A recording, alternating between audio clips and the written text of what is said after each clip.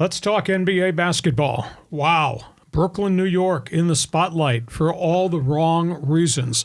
I find this hard to believe that the Brooklyn Nets fired Steve Nash.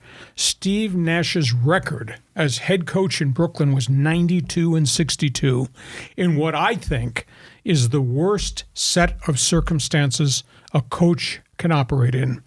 He's dealing about going into a brand new building, the Barclays Center, a brand new owner who has no ties to pro sports. And by the way, he's got Kevin Durant and his ego. He's got Kyrie Irving and his mentality. And he's got Ben Simmons and his immaturity. And by the way, James Harden was there for a short period of time because somebody thought it'd be a good idea to let him come in and play basketball there and hold the ball all day while everybody else stood around and waited for a pass. Steve Nash went 92-62 and got fired. I don't know if this is all an offshoot of Kevin Durant's summer tirade that I want out of here, or you get rid of this coach and this general manager. Well, they finally got rid of the coach.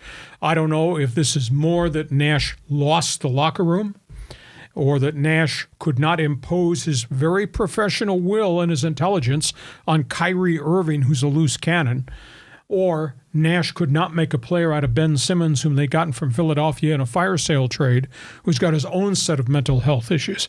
What a disaster for a pretty good guy. Steve Kerr stood up last night in a press conference and said, this is a brilliant basketball mind. This guy is going to do really well in his next head coaching job. So your reaction to Steve Nash, Brooklyn, and all the stuff swirling around him? Well, he's clearly the scapegoat. I mean, they felt like they had to do something, and it's easiest to get rid of the coach, but he's really not the problem. But it is interesting, too, because in college basketball, the head coach is like the king of their program, where in the NBA, they play kind of a more delicate balance with their players in terms of who's the man. Players are running the bleeping league. Come on, be honest. Yeah, exactly. So that makes it all the more ridiculous that they're firing Nash, because how are you going to control some of those basket cases on that roster? I mean, he was put in a tough spot.